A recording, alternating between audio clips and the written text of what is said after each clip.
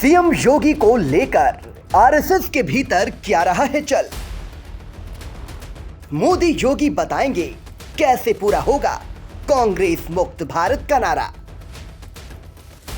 कर्नाटक में बीजेपी की हार के बाद किया जा रहा है मंथन।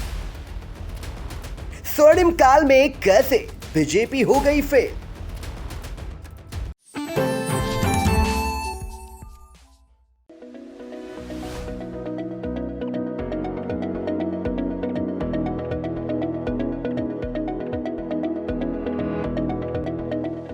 कर्नाटक विधानसभा चुनाव में हार के बाद भारतीय जनता पार्टी में चर्चाएं जारी हैं।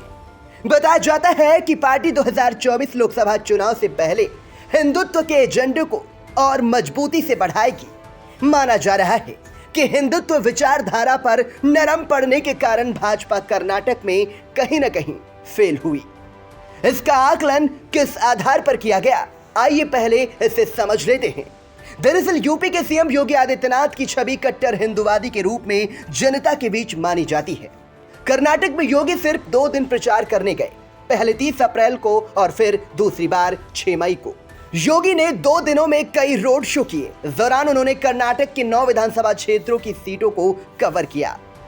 इनमें से 2 सीटें भारतीय जनता पार्टी ने जीती। मतलब इनका सियासी स्ट्राइक रेट 22% के आसपास रहा, जबकि प्रधानमंत्री नरेंद्र मोदी का स्ट्राइक रेट 50% और केंद्रीय गृह मंत्री अमित शाह का स्ट्राइक रेट 30% रहा। यह तब हुआ जब योगी का पूरा फोकस यूपी निकाय चुनाव पर था। अब चर्चा है कि अगर योगी की रैलियां ज्यादा होती तो बजरंगबली पर ज्यादा फोकस होता। इसका सीधा फायदा पार्टी प्रत्याशियों को मिलता। हार के बाद भाजपा के कुछ नेताओं ने इस बात को लेकर भी नाखुशी है कि स्वर्णिम काल में कांग्रेस मुक्त भारत का नारा साकार नहीं हो पा रहा। माना जा रहा है कि अगर कर्नाटक में कांग्रेस हारती तो भाजपा को 2 तरह की संजीवनी मिलती। पहली ये कि छत्तीसगढ़ राजस्थान से कांग्रेस को हराने में मदद मिलती और दूसरी दक्षिण भारतीय जनता पार्टी की पकड़ भी मजबूत होती। इसे 2024 में होने वाले लोकसभा चुनाव से जोड़कर गुणा गणित लगाया जा रहा है, क्योंकि भारतीय जनता पार्टी अब सिर्फ 15 राज्यों में बची है, जिसमें से गुजरात, उत्तर प्रदेश, उत्तराखंड सहित कुल 6 राज्यों में ही पूर्ण बहुमत से है, जबकि 9 राज्यों में गठबंधन की सरकार है। अब जहां भाजपा की हार हो रही है, वहां विपक्ष की तरफ से कहा जा रहा है कि ये मोदी की हार है। दलील दी जा रही है कि मोदी योगी के भरोसे हर चुनाव नहीं जीता जा सकता। स्थानीय नेताओं को मेहनत करनी होगी। ऐसे योगी ने साबित भी किया है। नगर निकाय चुनाव में योगी ने कई जनसभाएं की। जनसभाओं के जरिए बुलडोजर के किस्से सुनाए, अपने कार्यों को गिनाया। नतीजा ये हुआ कि ट्रिपल इंजन की सरकार यूपी में योगी ने दे दी। ऐसे में अनुमान लगाया जा रहा है कि योगी को निकाय चुनाव में जीत का इनाम मिल सकता है या कोई बड़ी जिम्मेदारी, क्योंकि आरएसएस में योगी के नाम पर कुछ न कुछ चल रहा है।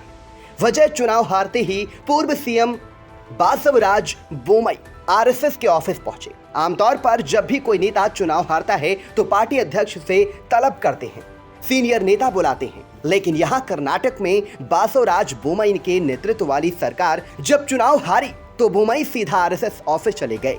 विचार विमर्श हुआ और फिर बोले बैठक बुलाएंगे।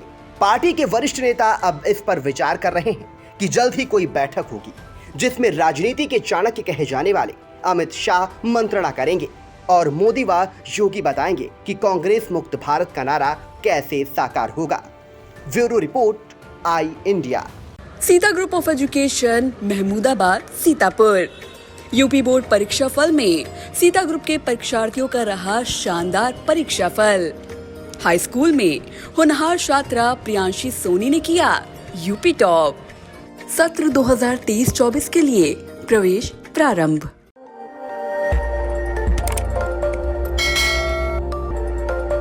खबर आपकी, नजर हमारी। देखते रहिए आई इंडिया।